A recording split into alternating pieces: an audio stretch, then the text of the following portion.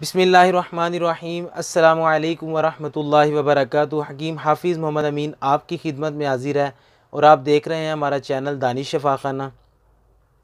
आज का हमारा टॉपिक है हाथ पाँव का सुन्न होना।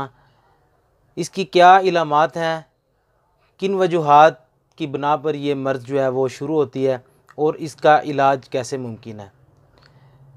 बात शुरू करने से पहले आपसे रिक्वेस्ट है कि हमारे चैनल को सब्सक्राइब कीजिए और बेल आइकन को लाजमी दबाइए ताकि हमारी हर नई आने वाली वीडियो आप तक सबसे पहले पहुंच सके।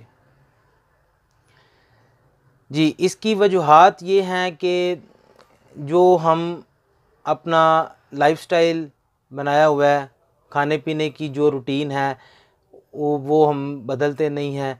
खाने पीने के अंदर बाज़ारी खाना ज़्यादा इस्तेमाल करना या फ़ास्ट फूड का इस्तेमाल ज़्यादा करना, उसके अलावा चावल, चाय, बोतल, मीठा, ये चीज़ें हम ज़्यादा इस्तेमाल करते हैं, जिसकी वजह से हमारे खून के अंदर फासद मवाद ज़्यादा हो जाते हैं और उन फासद मवाद के ज़्यादा होने की वजह से खून जो है वो गाढ़ा हो जाता है।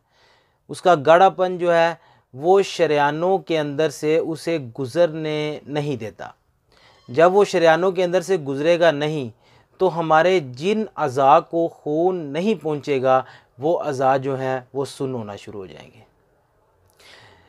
जैसे इंसान के अंदर दो तरह की शरेयानें होती हैं, एक तो ज़रा थोड़ी सी मोटी होती हैं, एक ज़रा बारीक शरेयानें होती हैं। जो बारीक शरेयानें होती हैं वो जो गाढ़ा खून होगा उनमें से बिल्कुल नहीं गुज़र सकेगा। जो मोटी शरेयानें होती हैं उनमें से किसी हद तक खून का गुज़र मुमकिन है। जो बारीक शरेयानें होती हैं वो ख़ास आम तौर पर जो है ना इन जगहों पर पाई जाती हैं जिस जगह पर जोड़ आता है, क्योंकि वो फोल्ड हो सकें।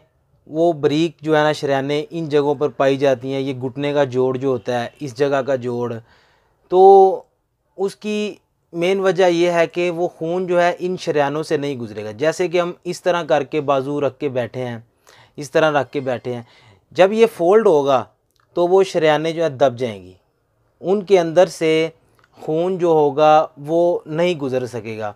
जब वो नहीं गुज़रेगा तो हमारा ये हाथ की उंगलियों से लेकर इतना हिस्सा जो है वो सुन्न हो जाएगा। जैसे सुइयाँ चुभने शुरू हो जाती हैं, सुइयाँ जैसे चुभती हैं, इस तरह की ये अलामत। कोई चीज़ हम पकड़ेंगे तो वो ताकत नहीं रहती। थोड़ी देर बाद जब हम उसे सीधा करेंगे तो खून जो है ना वो उस हिस्से तक पहुँचेगा और वो पहुँचने के बाद जो है ना वो बिल्कुल ठीक हो जाएगा कोई 2-4 मिनट के बाद। तो ये इलामत जो है ना आजकल आम तौर पर पाई जा रही है ख़वातीन हज़रात में। तो इसका हम आपको इलाज बता रहे हैं, बहुत आम सा घर के अंदर आप कर सकते हैं। तो दवाइयाँ वगैरह खाने से बेहतर है आप हमारा ये आज़मूदा नुस्ख़ा है, हम अपने शिफाखाने पे इसको इस्तेमाल करवाते हैं।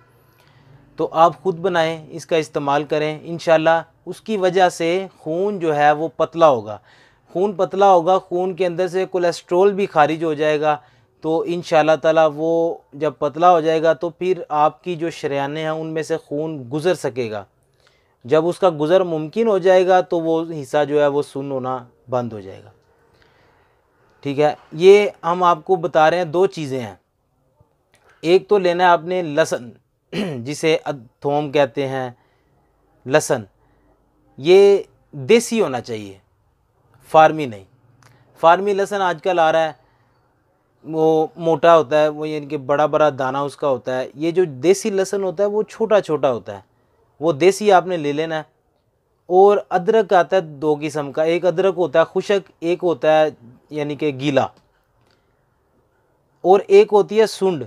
सुंड नहीं आपने इस्तेमाल करनी, जिसे जंजबील कहते हैं, वो नहीं इस्तेमाल करनी।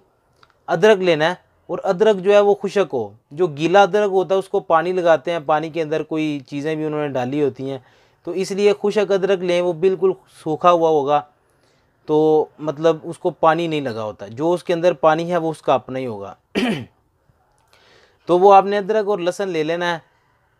वक्ती तौर पे इनकी हम वज़न मिकदार रखनी है। वक्ती तौर पे 50-50 ग्राम का बना लें, 100-100 ग्राम का बना लें।